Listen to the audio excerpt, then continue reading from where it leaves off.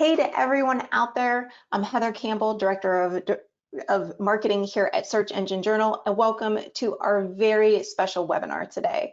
I'm sorry to say that webcam, we're having a little technical issue with GoToWebinar, so hopefully you can all hear us okay, but unfortunately won't be able to see us. But we're here for you.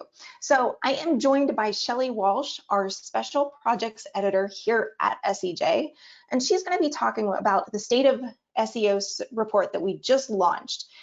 We're going to go over the top opportunities and risks for the next 12 months. You know, most of our webinars are sponsored, but this one is produced entirely by our SEJ team, so I'm really excited to have you all here with us. In case you don't know, we recently performed a survey to SEO professionals worldwide, and as a leader in the space, we knew you needed more than just a PDF of the report. So this is really your opportunity to get deeper into the data and understand what the data means for your SEO strategy. Shelly, thank you so much for being here with us. Before we get into some housekeeping, can you tell us a little bit about you? Thank you, Heather. Yes, good morning, good afternoon, and good evening to everybody out there, wherever you are. I'm Shelly Walsh. I've worked in the industry for about 11 years. Previously to that, I've got 25 years experience as a creative in marketing and with my own business experience. Just as a little note, if you would like to connect with me, the best channel to do that on is Twitter. And if you've got any questions or want to reach out to me after the webinar, please do so, and I'm happy to respond. Just pass back to Heather quickly for housekeeping, Heather. Awesome. Okay, so if during this presentation you have any questions or comments, please use the questions box at the bottom of your screen. And as you're taking in this information and you need further clarification, ask for it. You know, there's a really good chance that you might not be the only one thinking about it. So we're going to throw out a couple poll questions during this, so keep your eyes open and participating in those. And, you know, really speaking of, like, just stick with us to the end. So we're going to do a great Q&A with Shelly. It's going to be very insightful and gives you an opportunity to ask any questions that you have. We're going to do our best to link to, you know, you'll get a link to the resources. We'll put them in the questions box for you all. And at the end of this, there will be a short survey. It takes less than 3 minutes, and that information really helps us make these webinars better for all of you out there. Last thing before I flip this back to Shelly, you're going to get this full recording of the training later today. And so that's enough for me. Without any further delay, Shelly, it's all yours. Thank you, Heather. So, hey, everybody. As Heather mentioned, in May 2020, we surveyed 2,830 SEO professionals. We got a fantastic response to our very first flagship State of SEO survey.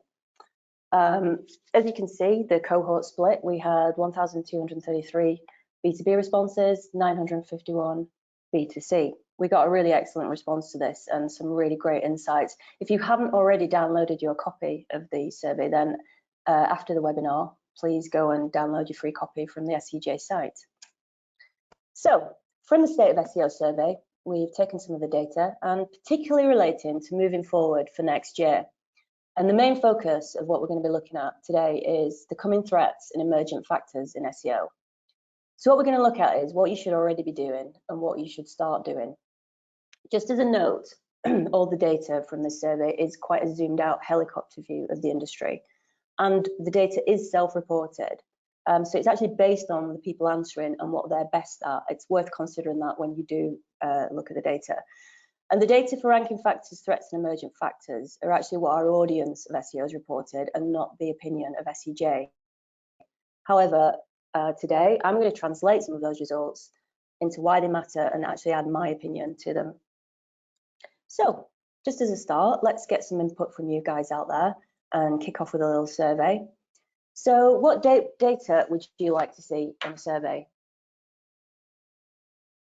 All right, so we have kicked that off, Shelly, and we'll give everybody, you know, a good 30 seconds or so to get your answers in there. You know, if you see something that's not listed there, please feel free to use that questions box to add any other ideas that you'd like to see. Shelly, so far with 58%, e-com SEO is winning the Oh, that's interesting. So just to let you guys know that, yeah, we are actually currently considering some new surveys. So this could be quite interesting. If there is anything that you'd really like us to drill into, or, you know, some sort of some information you'd like to see, then just let us know. By the way, just if you don't particularly like any of these 4 selections here, when the survey comes out at the end of this webinar, you will have a chance to add some of your responses to that. So if there's something in particular that isn't listed here you'd like to see, please hold on for that survey at the end of the webinar, and you can tell us anything and we'll have a look. Perfect. I'm going to close those results. So yeah, definitely it ended up 50% wanted e-com SEO and 25% on local SEO. So awesome. Shelley, that should flip right back to your presentation. Oh, okay. There we go. So first, the good news is an introduction to where SEO is right now. Let's have a review of some of the stats that we took from the industry. So over the past year, client budgets have increased, and despite the year starting out with so much uncertainty, 11.6% of budgets actually increased a lot. And this represents just how many businesses doubled down on online spend, as offline spends were reduced quite considerably in some cases. And this underlines how many clients initially froze their budgets when the pandemic first started, but quickly came back on board as it became apparent just how critical digital success was in the new pivot. If we see here as well, 3.8% were, only 3.8% were actually cut completely, so that's pretty good news. Just under 39% of SEOs reported that their clients think SEO is essential. And this would indicate that SEO is now being seen as a core part of a marketing strategy. With the pandemic putting so much emphasis on digital channels, I would really expect this to grow.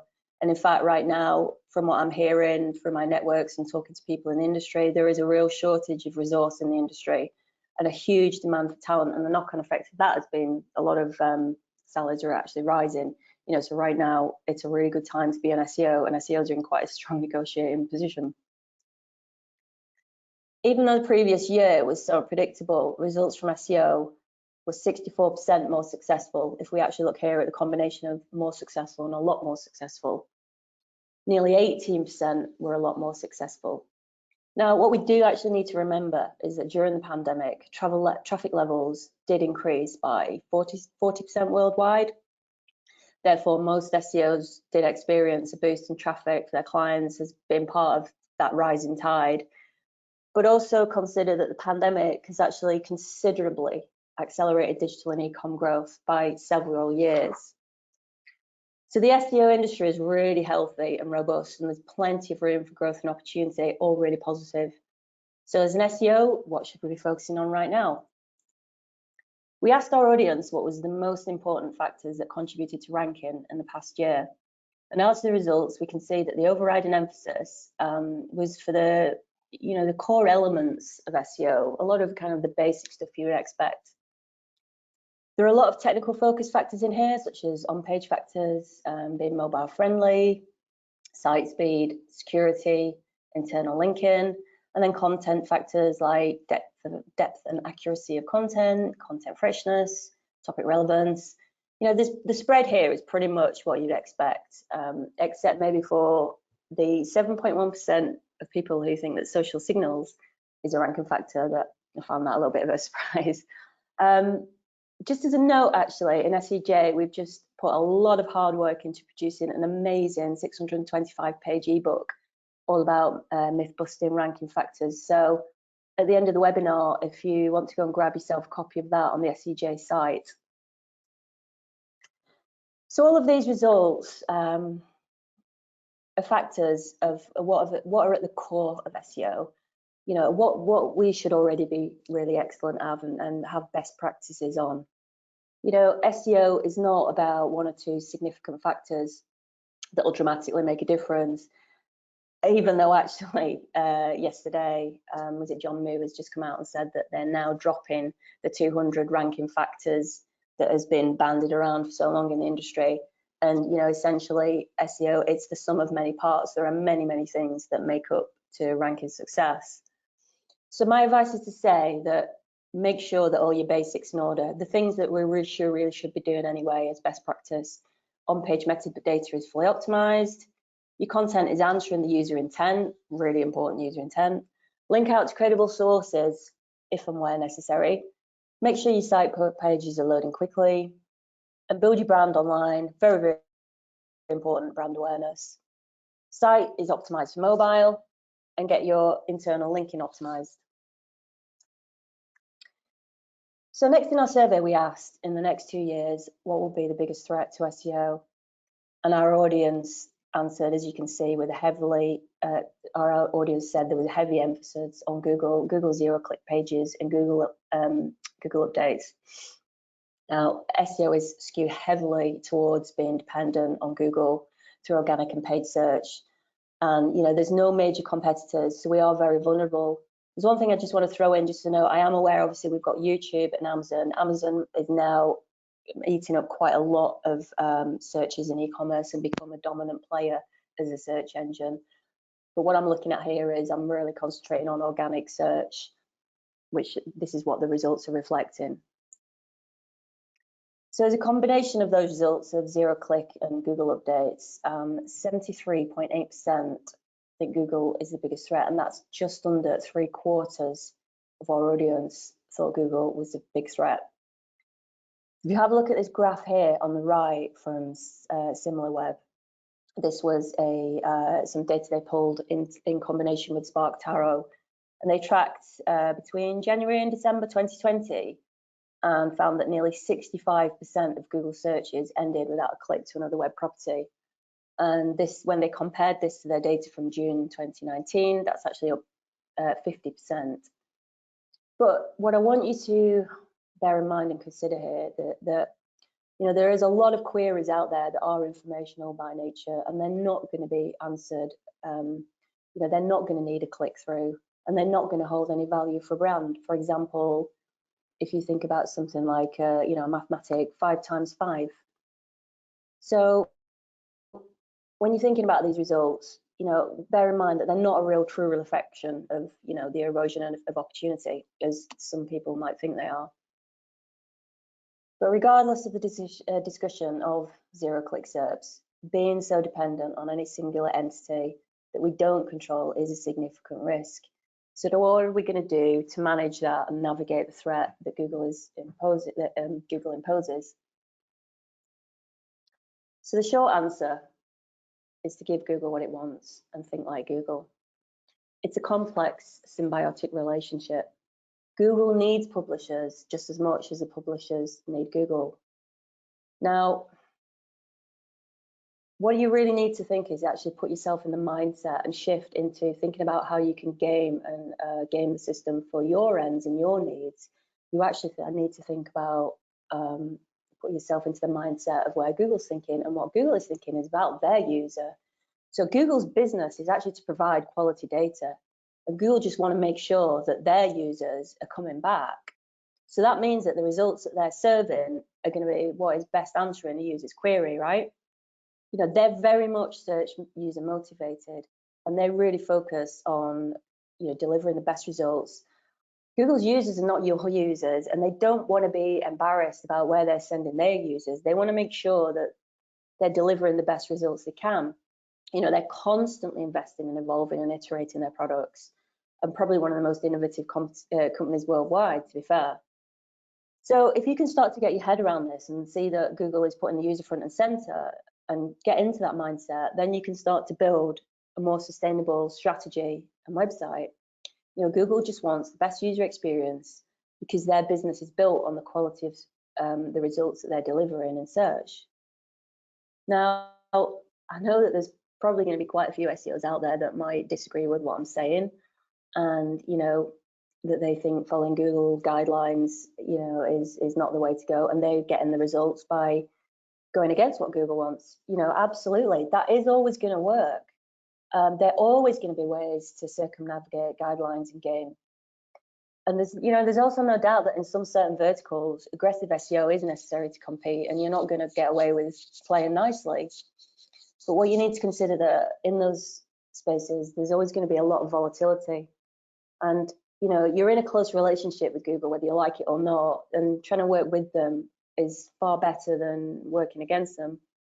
Now, I quite like to use this analogy here of if we compare to investing. So if you look at this graph on the left, this represents the tulip mania of the 17th century. I don't know if anybody's aware of this. And it was actually considered the first asset bubble in history, when people made a phenomenal amount of money very, very quickly from literally tulip bulbs. But it also pretty much crashed overnight and people lost a lot of money overnight. It was, you know, it was a real fast results and a fast decline. Where have we seen that before with crypto? If we compare this to the graph on the right from Berkshire Hathaway, now this is the Warren Buffett style of investing, which we all know Warren is all about the slow and steady approach, but this was really working for him. If you'd actually invested $1,000 with Warren in Berkshire Hathaway in 1964, by 2018, that would have been worth a cool 26.6 million. So what you really need to think about is, what kind of business do you want to build? Do you want one that can constantly keep gaming the system and constantly being trying to be one step ahead so that you're not going to get hit by a penalty, etc.? Or do you want to be building one that's, you know, is sustainable and has longevity? So as a summary, before we move on, what you should be doing now and what you can do, excuse me, how you can deal with Google as a threat. Apply best practices on all the top ranking factors. Don't forget, it's a sum of many parts. It's not about one or two individual things. Work with Google and not against them. Remember, get into that mindset. It's a symbiotic relationship, and get out of that mindset of just trying to game a system. Put the user central to everything that you do, which is what Google do.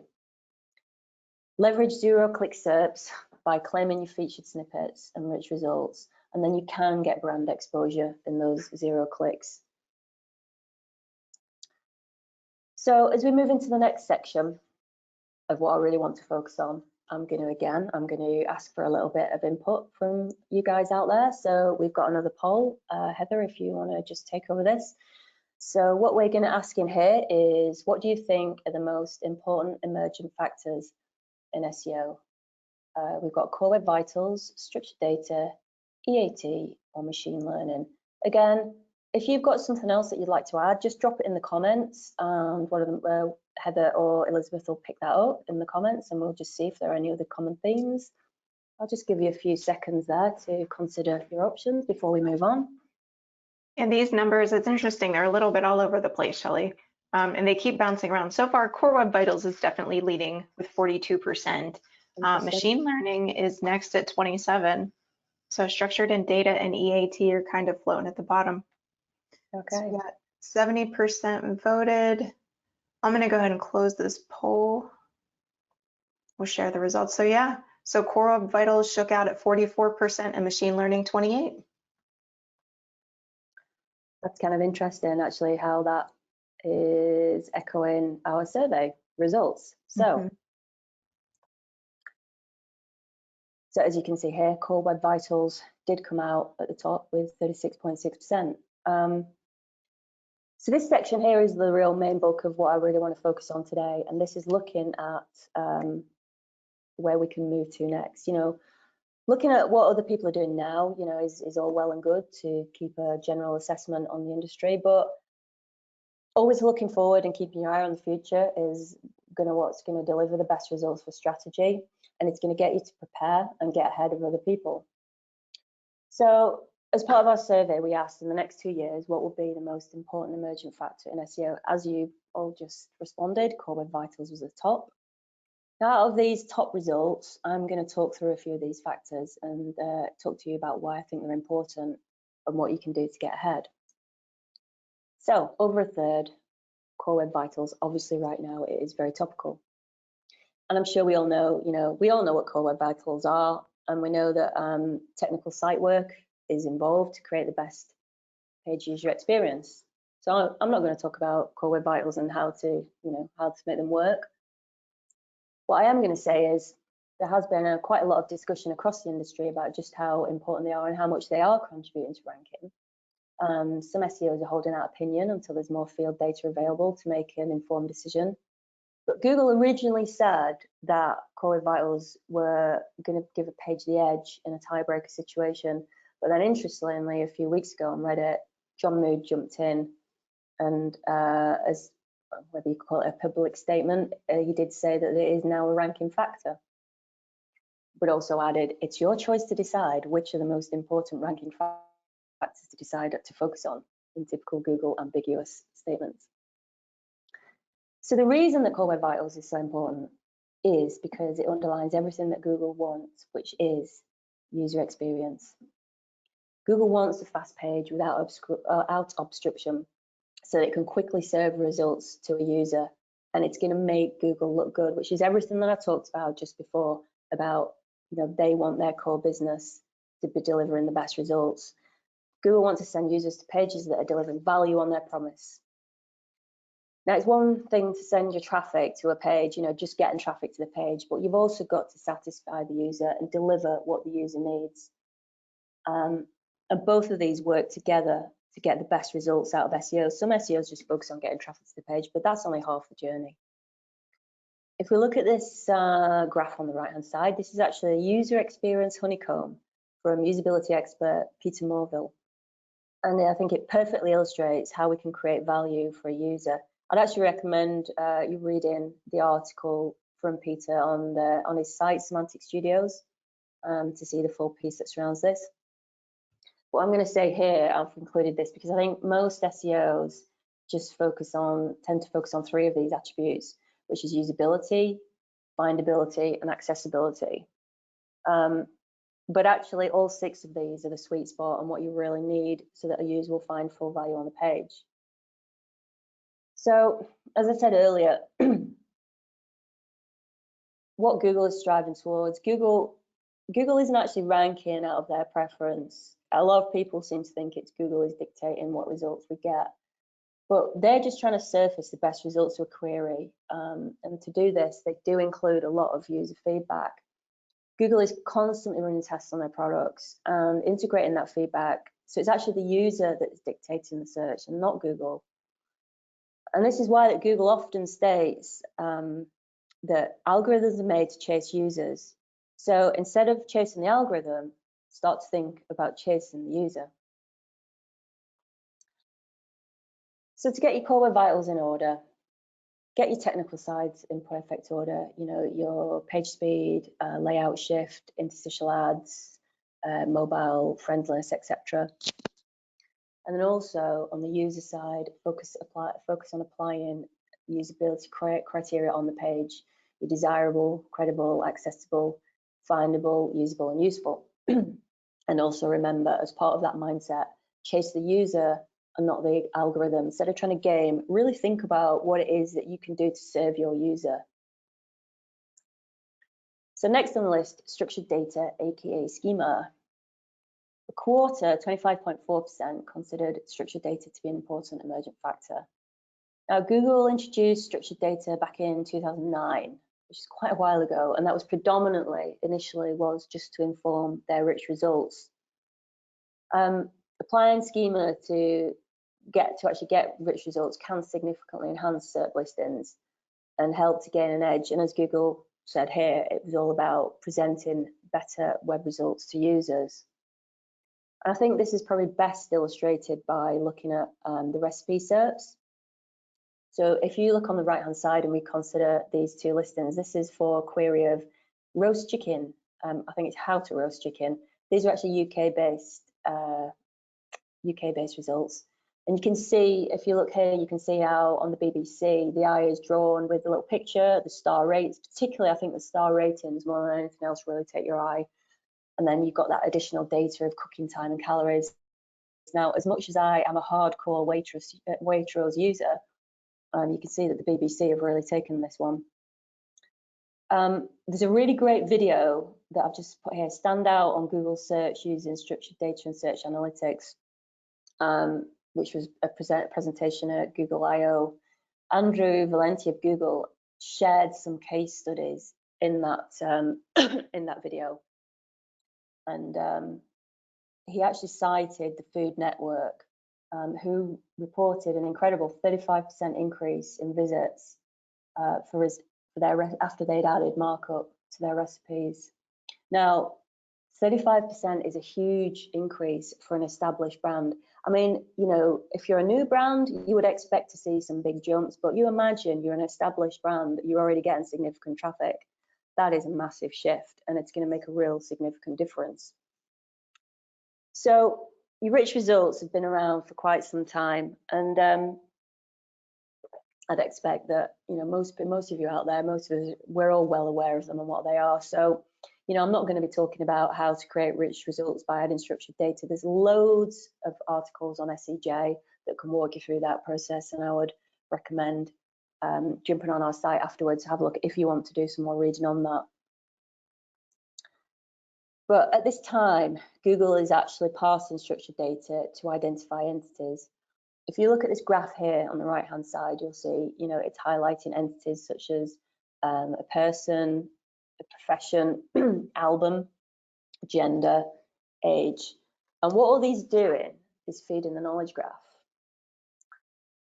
And the knowledge graph is probably one of the most important factors to be considering in SEO right now, as it's connecting information on the page and it's actually sending a lot of signals to Google.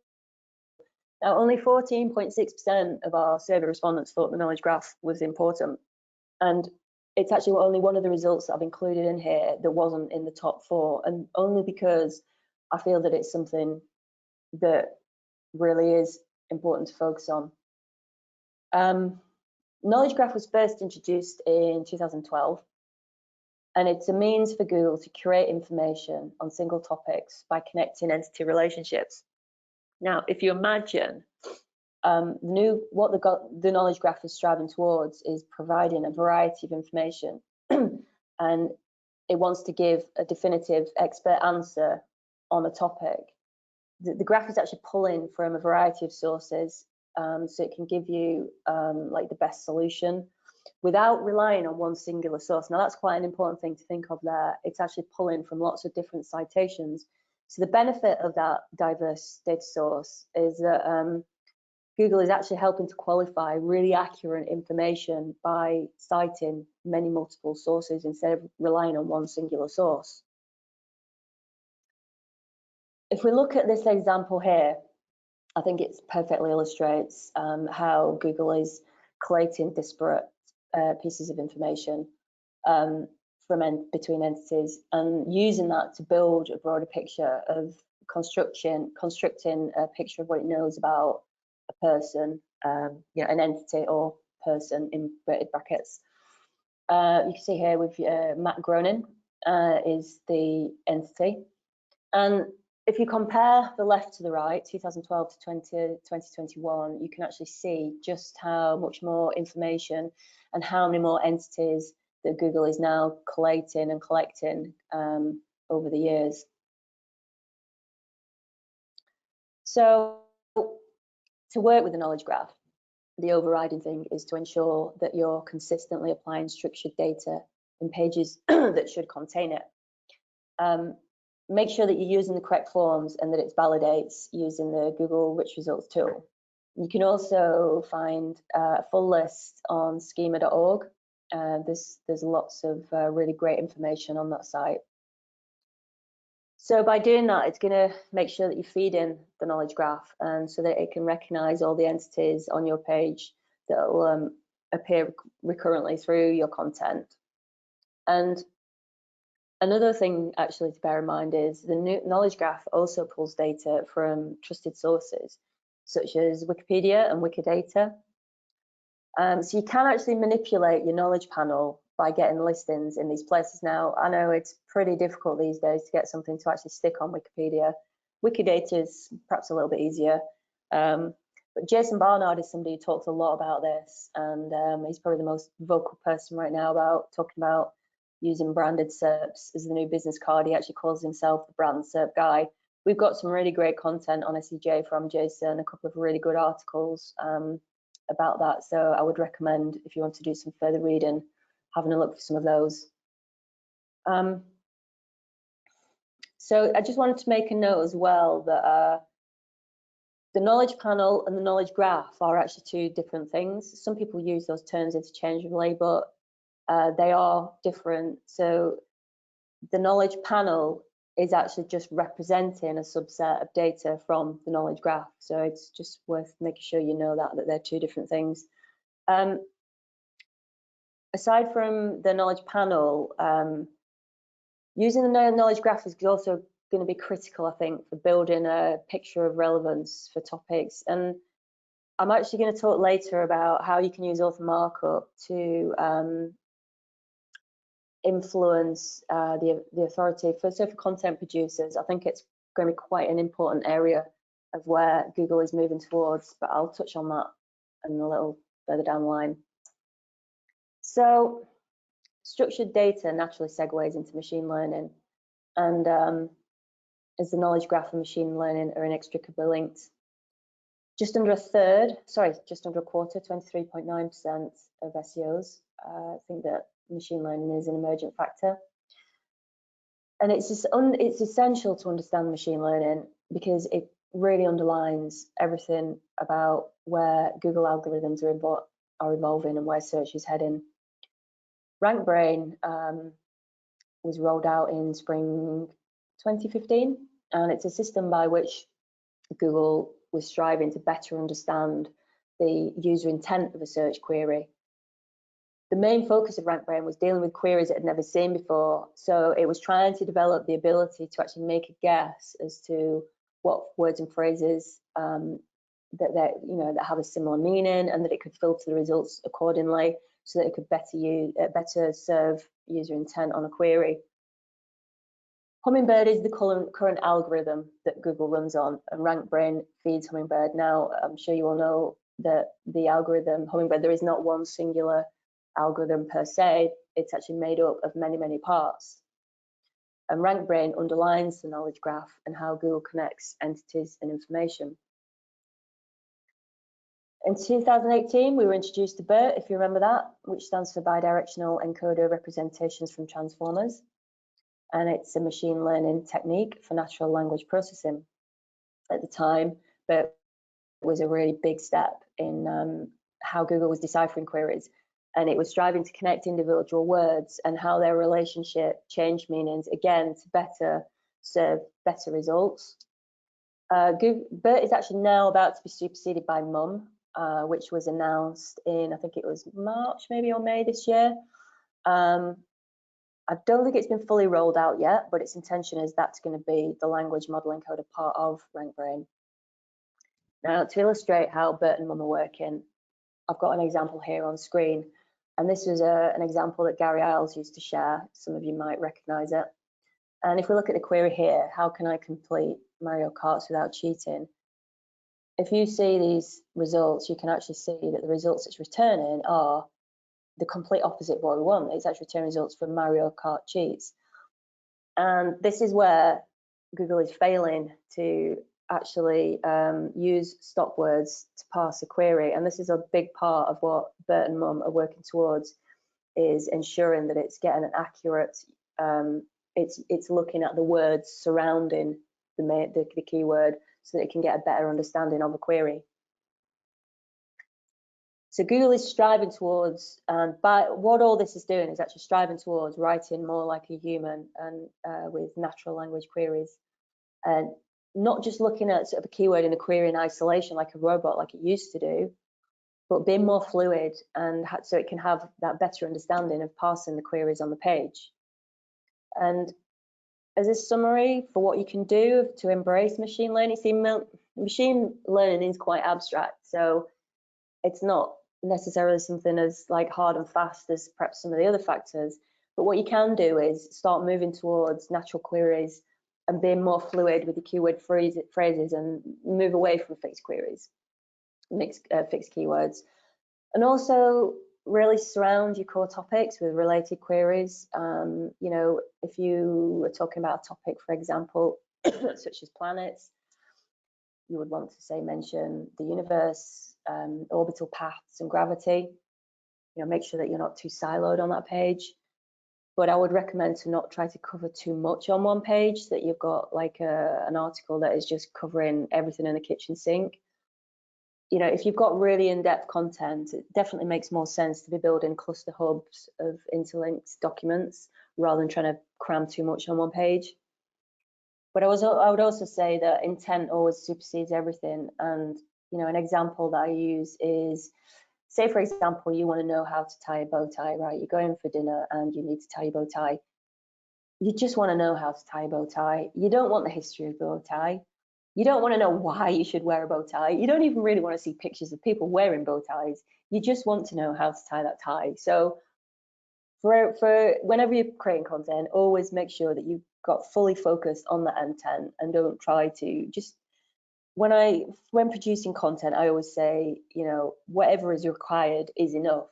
It's don't overload that page. So the final essential factor is EAT. 24.9% of SEOs think it's an important emerging factor. Now, the concept of EAT actually originated back in, came to surface in 2014. If you remember the Google Search Quality Guidelines, it originally was a leaked document online. I'm pretty sure it was Pop Pie Girl who leaked it. And it was circulated through SEOs until Google officially decided to publish it for everybody to read. Now, Google has been pushing hard for publishers to underline their content with expertise, authority, and trustworthiness, and they do constantly refer back to the Search Quality Guidelines. Now, that Search Quality Guidelines is not going to help you rank better. It's not a ranking guideline. It's about trying to, again, push for that user experience and get the better quality content on your page. EAT is not a ranking factor, but it's feeding the quality and the depth of content on your page. And that in itself is a shorthand for a lot of signals. So EAT is heavily skewed and directed at your money or your life content, YMYL pages. These are the pages that can really impact the quality of people's lives, particularly say like health or finance. And Google said in 2019 that they have a responsibility to their users to stop the spread of misinformation. I think this was probably as a result from all the fake news we had in the 2016 election debacle. And, as a result of that, Google really wanted to start ensuring that the content was being shared was trustworthy and of authority.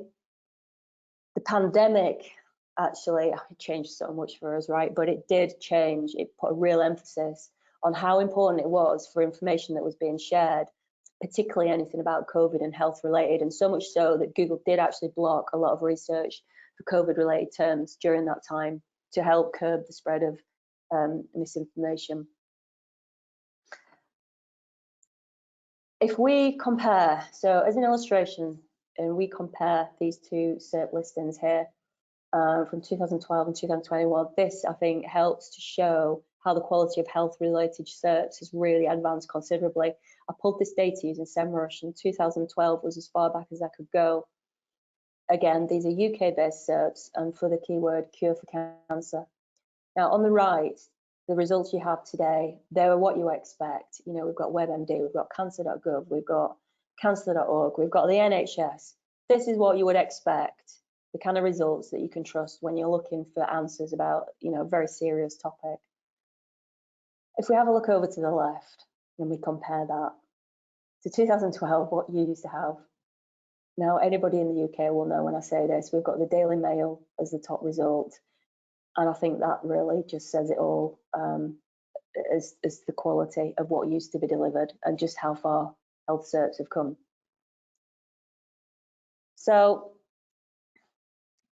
because of the importance of sharing this trusted information, Google, what it really wants is it's pushing the content to be created by people who really are an authority on their subject and they've got that authority to speak. Particularly say trained professionals, MDs, especially in YMYL sites. If you're talking about health, you want to be somebody who's credible and somebody who's got some kind of qualification to talk about what they're talking about.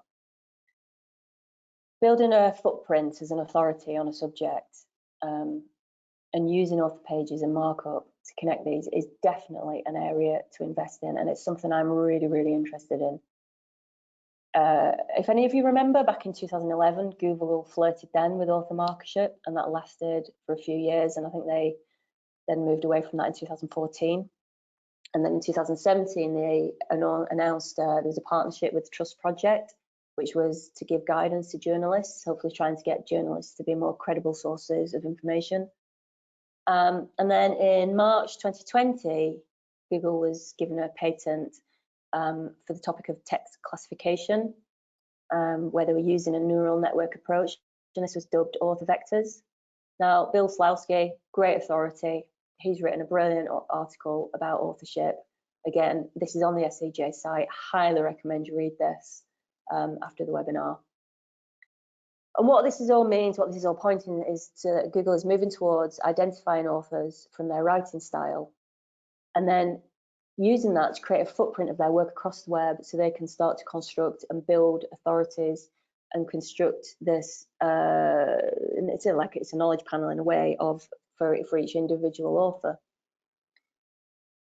If you have a look at this illustration here, I think this is probably the best illustration I could give to how looking for patterns in writing style works. Now, initially you would think, how is it possible that you can connect an author just from their writing style? These two illustrations, there is a left and a right side. They are actually two pieces of classical literature that have had the words removed and just the punctuation remain. Now, if you look at that, you can see just how clearly that difference in style of writing is evident, which then gives you a view to imagine just how obvious a pattern and footprint that authors are leaving with the writing styles. So all of this is really putting an emphasis on building a profile as a writer in a niche that you can become an expert in. And niche expert writers are going to just become increasingly, they're just going to increase in value. So, you know, if you are a writer yourself, really double down and become an authority in a niche. If you're hiring writers, you really want to be paying attention, not just to the quality of what that person is writing, but also the who else they're writing for and where else they're posting, so that you can see what footprint they're leaving. And I think the best approach as well is to have in-house writers. I know a lot of people are using like you know, a large collection of freelance writers, but if you have a few in-house writers who have authority and they can build that author profile on your site, and then if you want to manage some volume content, use ghostwriters that you can then post under their names. Now, apparently 1.8% of people think there are no emergent factors in SEO, which I thought was a great result. I would call this a real false economy. SEO is a constant investment of learning and testing. I'm sure you all out there know this. To get the best results and be the best, you need to keep up with that evolution and always be learning. I mean, I spend a huge amount of time every week doing a lot of reading. So, as a summary to what we've covered here today, and to take your SEO to the next level, you want to really deep dive into these emergent factors in these following areas.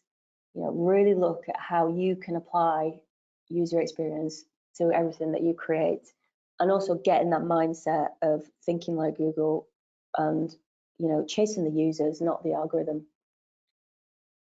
Look at how you can achieve EAT in content and build an authority for the writers, either for you as a writer or for the writers that you're using. Invest in structured data and the types of structured data that you can apply on your pages. And really look at what's feeding the knowledge graph and really understand how that's working. And also really invest some time into fully learning just how Hummingbird, RankBrain and Mum are working, and deconstruct that to really understand.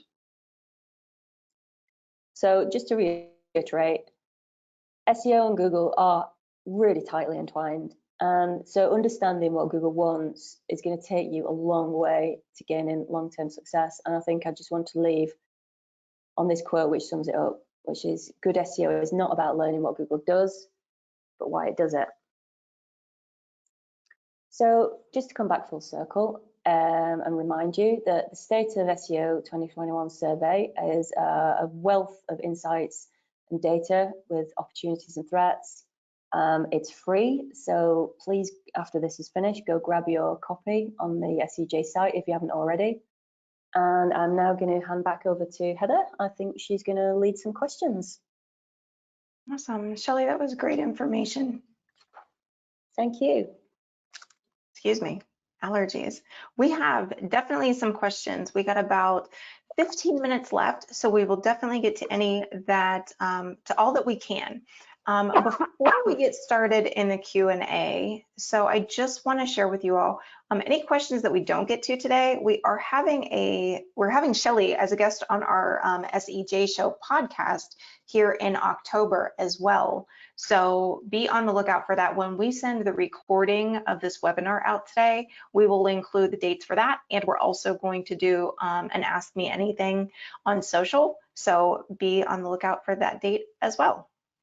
All right, so let's get started with the ones that we can. So, Shelley, we have a question from Crystal. She says, do you think service-based companies like an air duct cleaning company should just focus on blogs and content rather than backlinks and PPC ads to compete against the big guys? That's a really, really good question. And so I think for any business, sorry, what was it again? It was building content and paid, and what was it? The other thing? So let's say they're a local company, like an air duct cleaning company. Yeah. You know, should they focus just on blogs and content rather than backlinks and PPC ads? Sorry, yeah, backlinks. Okay, interestingly, I think there is quite a lot of discussion about Google is moving away from backlinks to a degree, and what I've been covering today is, I think people's focus more than anything else should be about the user and making sure that you're adding real value in your site, so that it's not just about dragging in traffic, but it's also about giving people the value and what they want.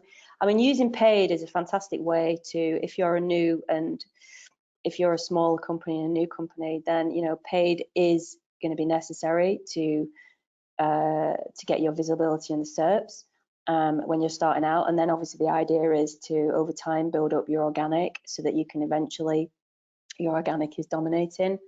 But absolutely focusing on content, but don't just blindly be producing content for content's sake. You need to be really strategic in what you are producing, and that focus would be on what content is going to add value to your users, what content is going to answer the questions that your users are going to have. For example, you don't just want to keep bringing people, you know, for a service-based business, don't just write on everything that you can every possible permutation about your business. Really think about what are the key areas of where you could actually convert people. I mean, you know, you still want to have a level of brand awareness content where you are answering queries that are tangential to your services, but really start with that core of where am I really adding that value, and then potentially that can then lead to direct conversions, and do that content really, really well and focus on that first. Backlinks, I mean, you still need to apply backlinks. You know, backlinks still are important to a degree, and, you know, think about your backlinks strategically, about getting links from relevant, topical, trusted places, I would say, as a very short answer to a question that could go on. It could be a deep question, really, that I could talk a lot about. So let's see, let's take a question from Chris. So Chris says, you mentioned using ghostwriters. However, he's warning, he says you should be careful as their writing style won't match the quote expert author that you are saying they are. So I think that's a really good point to bring up. So I mean, think about that, Shelley. If you're bringing on ghostwriters, how do you make sure that it has that authoritative tone to it and that it sounds like all the rest of your writing that's on your site?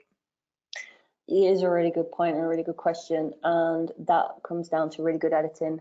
So you would need, if you were actually managing external writers, you need a good editor that is going to review the work that's coming through so that it does fit within a style, and so that is going to work on your site, which Yeah, is I think what most large sites, most big publishers are constructed in that way. Yeah, I think that's a great point because too many times I've talked to companies, they're like, well, we just hired a ghostwriter, but you have to clean that up a little bit. It's not just like Yes, ready to plug into your massively. site. Yeah, and it's, I've worked on a big site recently, and yeah, some of the, I mean, I'm not going to go into too much details, but some of the content that used to come through was, yeah, quite almost unusable. So it does actually require quite a bit of work it's trying to get that balance of, of using writers that are good enough that can write in your style. And then that comes down to having really good content management and having really great briefs, and also having really strong style guidelines for the writers that you're managing. Yeah, I think those are great points. So Anil has a question. As per your experience, what are the best practice for news websites in 2021? Oh my gosh, that's quite a wide.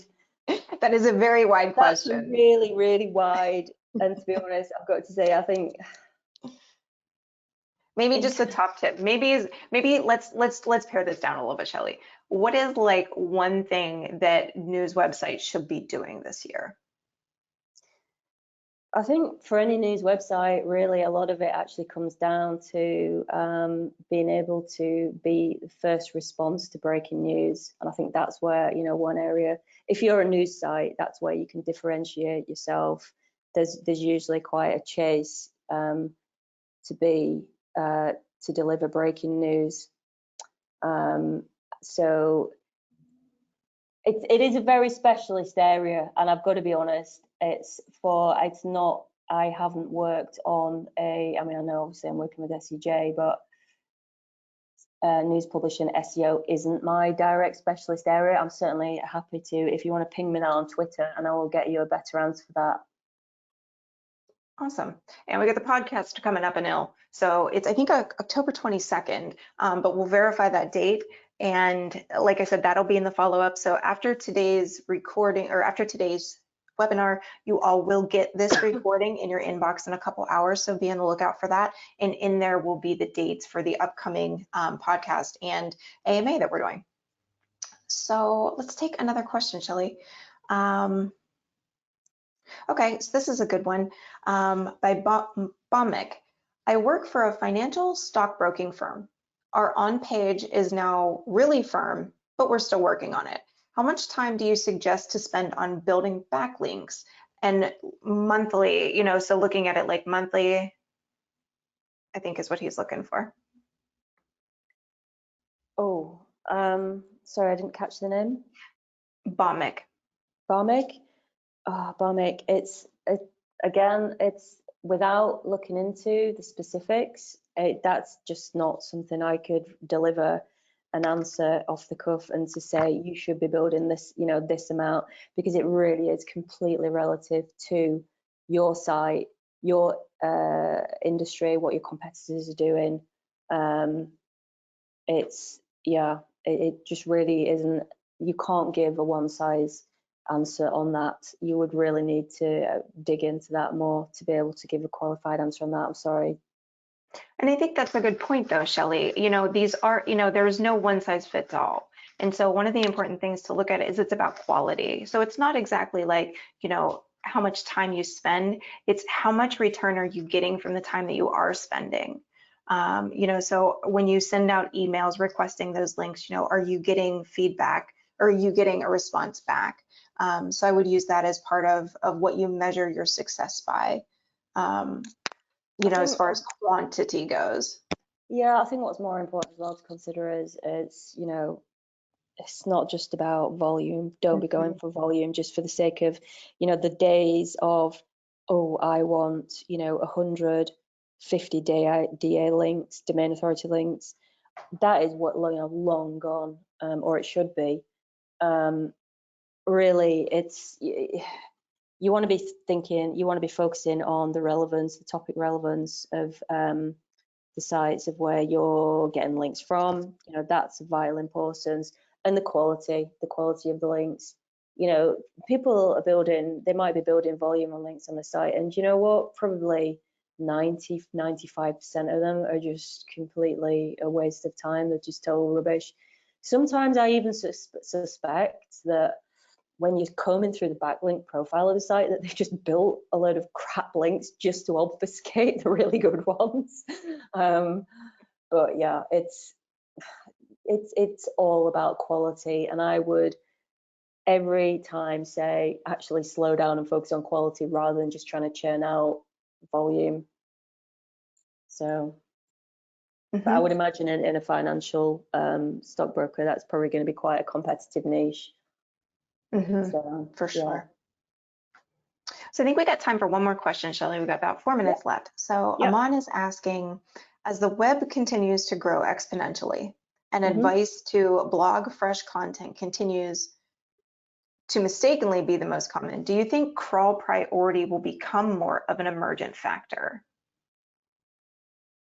So what was that again? The web's growing and then fresh content was what? Yeah, it's a long one. And Sorry, it's just really difficult when I can only just hear it and I can't see it. So I do apologize. I'm a really visual person and I find it very difficult to go on. Basically, he's looking, do you think that crawl priority will become more of an emergent factor? Oh God, crawl priority, emergent factor. You know, getting your technical side in order on the site is really critical. And it is. I think crawl priority is important, but I think it's really just a case of, as I said earlier, you know, you've got to take a holistic view and look at everything and look at the sum of all parts. And more than anything else, I think really in SEO, people are really focused more than anything else on they're focused on the technical side, and that blinds them a lot to actually what's going on the page. And I think actually a large percentage of SEO is actually about the user experience. And you know, I've been looking at issues and problems, technical problems I've got on a site for a client of mine, and I've been, you know, digging away with it. And it turns out I just had a look, and after having a chat with somebody, it was quite an interesting insight that it could just be down to a really, you know, the actual user experience on the page. So I would say focus more on that, but make sure you know your technical has to be absolutely in order, but that should just be a given today. I don't think there's any excuse today to not have really excellent technical, particularly with, like, say, Core Web Vitals. You know, everything has to be 100% efficient. So I would say crawl priority, it's important, yes, but I think it fits in as one part of many pieces. Perfect, Shelley. Well, with that, we definitely have some other questions that we didn't get to, but as I mentioned, we will have more opportunities for you to ask questions, and we will bring the unanswered questions to that podcast, that live podcast on October 22nd. Shelley, before we close out, you want to tell everybody where to find you one more time? Yeah, sure thing. Let me just go back very quickly. Yeah, you can find me on the best channel to get me on is Twitter, which is the Shelley Walsh on Twitter. Awesome. Shelley, thank you so much for your time today. Thanks for being here with us. And with that, we're going to bid you all adieu. Thank you guys. Have a great day. Thank you. Bye.